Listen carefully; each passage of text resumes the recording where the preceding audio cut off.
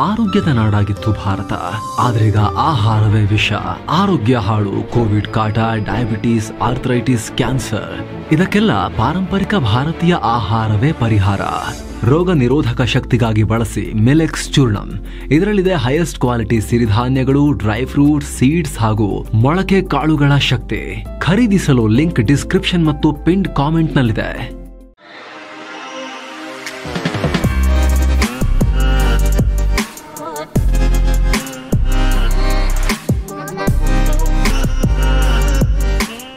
Hi friends, ದಿನದ ಎಲ್ಲ ಪ್ರಮುಖ ಸುದ್ದಿಯನ್ನ ನಿಮಗೆ ತಲುಪಿಸ್ತಾ ಇರೋ ಮಸ್ತ್ಮಗ.com ಫುಲ್ ನ್ಯೂಸ್ಗೆ ಸ್ವಾಗತ. ನಾನು ಅಮರ್ ಪ್ರಸಾದ್. ಆಪರೇಷನ್ ಸಿಂಧೂರ್ ಚಾಲ್ತಿಯಲ್ಲಿದೆ ಅಂತ ಭಾರತ ಪದೇ ಪದೇ ಎಚ್ಚರಿಕೆ ಕೊಡ್ತಾ ಇರೋ ನಡುವೆ ಪಾಕಿಸ್ತಾನದಿಂದ ಸ್ಫೋಟಕ ಮಾಹಿತಿ ಬರ್ತಾ ಇದೆ. ಭಾರತಕ್ಕೆ ಬೇಕಿರೋ ಮೋಸ್ಟ್ ವಾಂಟೆಡ್ ಉಗ್ರ ಜೈಷ್ ಸಂಘಟನೆಯ ಮುಖ್ಯಸ್ಥ ರಕ್ತ ಪಿಪಾಸು ಮಸೂದ್ ಅಜರ್ ಪಾಕ್ ಆಕ್ರಮಿತ ಕಾಶ್ಮೀರದಲ್ಲಿ ಓಡಾಡಿದ್ದಾನೆ. ಗಿಲ್ಗಿಟ್ ಬಾಲ್ಟಿಸ್ತಾನ್ನಲ್ಲಿ ಕಂಡುಬಂದಿದ್ದಾನೆ ಅಂತ ಗುಪ್ತಚರ ಮಾಹಿತಿ ಸಿಕ್ಕಿದೆ. ಈತ ತನ್ನ ಹೆಡ್ ಕ್ವಾರ್ಟರ್ನಿಂದ ಎಸ್ಕೇಪ್ ಆಗಿ ಇಲ್ಲಿ ಬಚ್ಚಿಟ್ಕೊಂಡಿದ್ದಾನೆ. ಈ ಕ್ರಿಮಿ ಸಾಮಾನ್ಯವಾಗಿ ಪಂಜಾಬ್ ಪ್ರಾಂತ್ಯದ ಬಹವಲ್ಪುರ್ನಲ್ಲಿ ಇರ್ತಾ ಇತ್ತು. ಇದು ಗಿಲ್ಗಿಟ್ ಬಾಲ್ಟಿಸ್ತಾನ್ನಿಂದ 1000ಕ್ಕೂ ಅಧಿಕ ಕಿಲೋಮೀಟರ್ ದೂರದಲ್ಲಿದೆ ಬಹವಲ್ಪುರ್.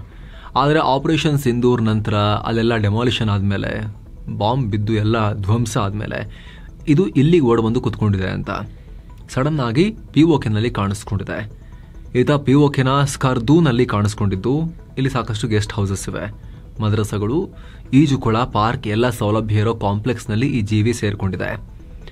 ಗುಪ್ತಚರ ಮೂಲಗಳನ್ನು ಉಲ್ಲೇಖಿಸಿ ರಾಷ್ಟ್ರೀಯ ಮಾಧ್ಯಮಗಳು ಇದರ ಬಗ್ಗೆ ರಿಪೋರ್ಟ್ ಮಾಡಿವೆ.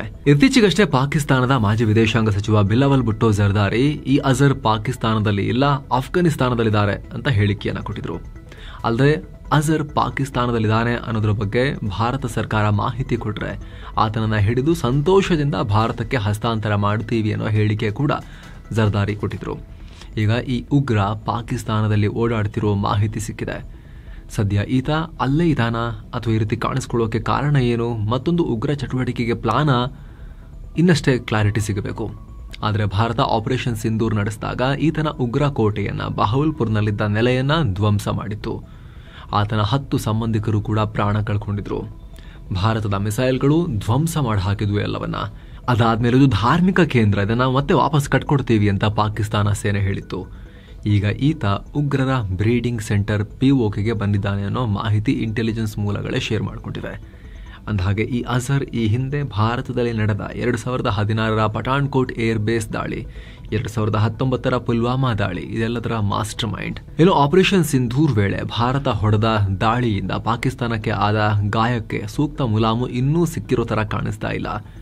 ದಾಳಿಯಾಗಿ 2 ತಿಂಗಳು ಕಳೆದರೂ ಕೂಡ ಪಾಕಿಸ್ತಾನದ ರಹೀಂ ಯಾರ್ ಖಾನ್ ರನ್ವೇ ಹಾಗೆ ಇದೆ, ಇನ್ನೂ ರಿಪೇರಿ ಪೂರ್ಣಗೊಂಡಿಲ್ಲ ಅಂತ ರಿಪೋರ್ಟ್ ಆಗಿದೆ.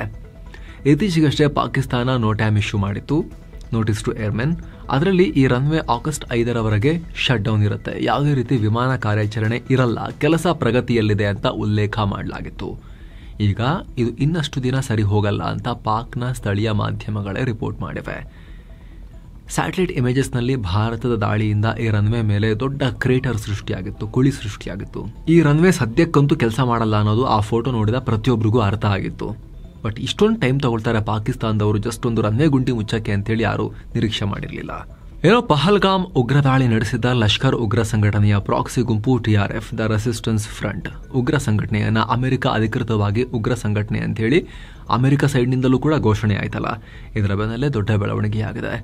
ಉಗ್ರರಿಗೆ ಆಸರೆಯಾಗಿರೋ ಪಾಕ್ ಸೇನೆ ಈ 2 ಉಗ್ರ ಸಂಘಟನೆ ಅಂದರೆ ಲಷ್ಕರ್ ಮತ್ತು TRFನ ಹೆಡ್ ಕ್ವಾರ್ಟರ್ ಅನ್ನ ಬೇರೆ ಕಡೆಗೆ ಶಿಫ್ಟ್ ಮಾಡಿದೆ. ಪಾಕಿಸ್ತಾನದ ಮುರಿದ್ಕೇನಿಂದ ಬಹವಲ್ಪುರ್ಗೆ ಸ್ಥಳಾಂತರಿಸಿದೆ ಅಂತ ಮೂಲಗಳನ್ನ ಉಲ್ಲೇಖಿಸಿ ಮಾಧ್ಯಮಗಳು ರಿಪೋರ್ಟ್ ಮಾಡಿವೆ. ಅಂದ್ರೆ ಬಹವಲ್ಪುರ್ ಕೂಡ ಉಗ್ರ ಕೇಂದ್ರನೇ, ಅದು JEMನ ಸೆಂಟರ್ ಆಗಿತ್ತು. ಮುರಿದ್ಕೇನಲ್ಲಿ ಲಷ್ಕರ್ ಸಂಘಟನೆ ಇತ್ತು. 2 ಕಡೆಗೆ ಭಾರತ ಆಪರೇಷನ್ ಸಿಂಧೂರ್ ಟೈಮ್ನಲ್ಲಿ ಹೊಡೆದಿತ್ತು. ಆದರೆ ಪಾಕ್ ಸೇನೆ ಈಗ LET ಮತ್ತು JEM ಅವುಗಳನ್ನ ಕೂಡ ಬಹವಲ್ಪುರ್ಗೇನೆ, JEM ಇದ್ದ ಜಾಗಕ್ಕೇನೆ ಶಿಫ್ಟ್ ಮಾಡ್ತಾ ಇದೆ ಅನ್ನೋ ಮಾಹಿತಿ. ನೇತ್ರಾವತಿ ತೀರದಲ್ಲಿ ನಡೆದಿದೆ ಎನ್ನಲಾದ ಸರಣಿ ಕೊಲೆ ಕೇಸ್ಗಳು ಈಗ ರಾಜ್ಯ ಸರ್ಕಾರದ ಅಂಗಳ ತಲುಪಿವೆ. ಇದೇ ಮೊದಲ ಬಾರಿಗೆ ಮುಖ್ಯಮಂತ್ರಿ ಸಿದ್ದರಾಮಯ್ಯ ಪ್ರತಿಕ್ರಿಯೆ ಕೊಟ್ಟಿದ್ದಾರೆ. ಸರಣಿ ಕೊಲೆ ಕೇಸ್ ಆರೋಪಕ್ಕೆ ಸಂಬಂಧಪಟ್ಟಂತೆ 10 ವರ್ಷಗಳ ನಂತರ ವ್ಯಕ್ತಿಯೊಬ್ಬ ಪೊಲೀಸರಿಗೆ ದೂರು ಕೊಟ್ಟಿದ್ದಾನೆ. ಈ ಆರೋಪಗಳ ಕುರಿತು ಪೊಲೀಸ್ ಇಲಾಖೆಯವರು ಹೇಳಿದ್ರೆ ತನಿಖೆಗೆ ವಿಶೇಷ ತನಿಖಾ ತಂಡವನ್ನ SITಯನ್ನ ರಚನೆ ಮಾಡ್ತೀವಿ.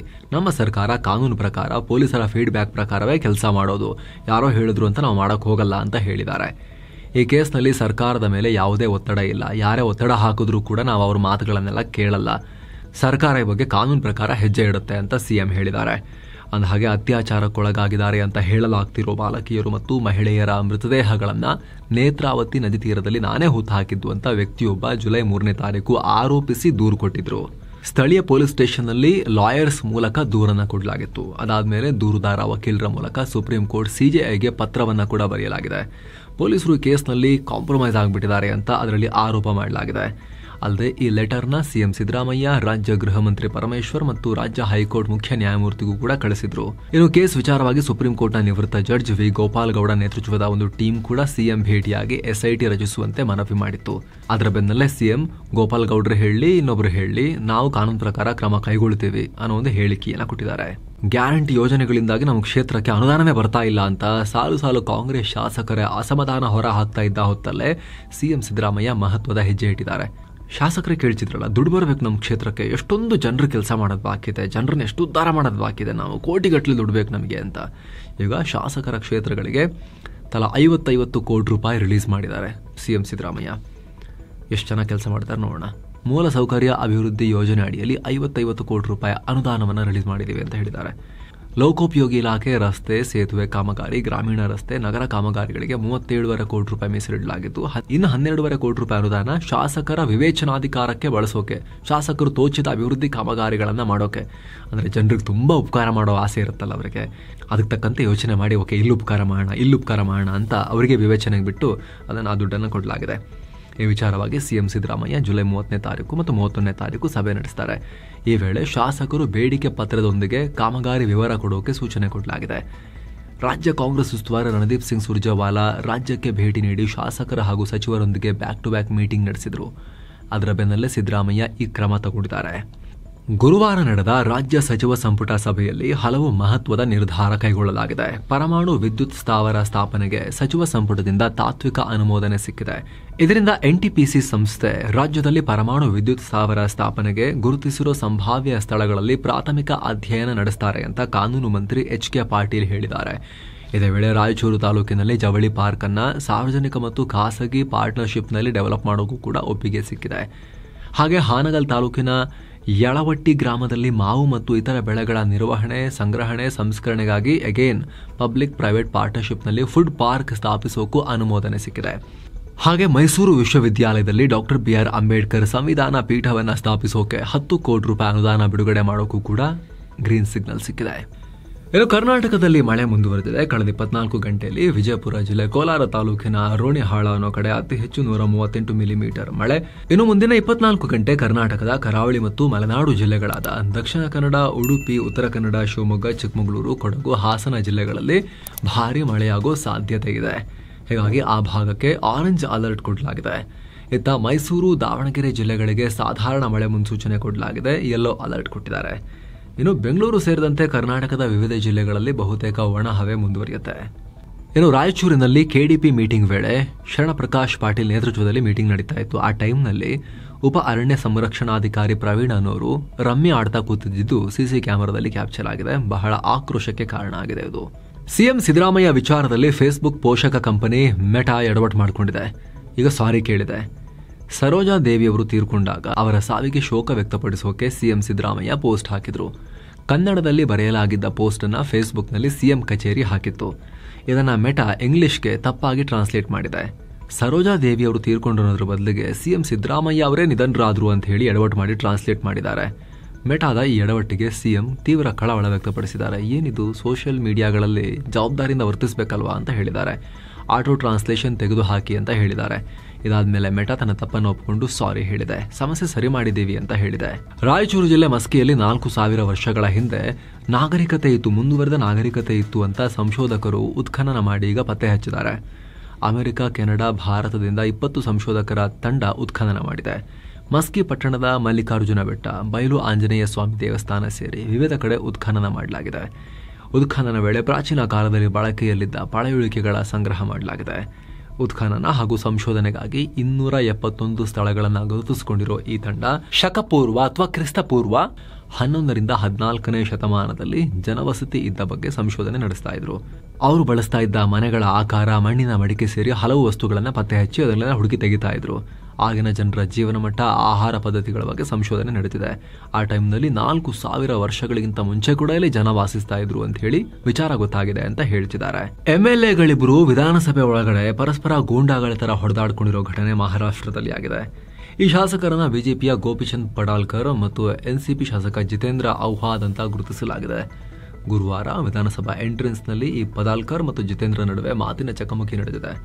ಪಡಾಲ್ಕರ್ ತಮ್ಮ ಕಾರಿನ ಡೋರ್ ಬೇಕು ಅಂತಲೇ ತಾಗಿಸಿ ಹಲ್ಲೆ ಮಾಡಿದ್ರು ಅಂತ ಜಿತೇಂದ್ರ ರೊಚ್ಚಿಗೆದ್ರು. ಅದರ ಬೆನ್ನಲ್ಲೇ ಸದನದಲ್ಲಿ ಫೈಟ್ ಮಾಡಿದ್ದಾರೆ. ಭದ್ರತಾ ಸಿಬ್ಬಂದಿ ಇವರ ಜಗಳ ಬಿಡಿಸೋಕೆ ಒದ್ದಾಡಿರೋ ವಿಡಿಯೋ ವೈರಲ್ ಆಗಿದೆ.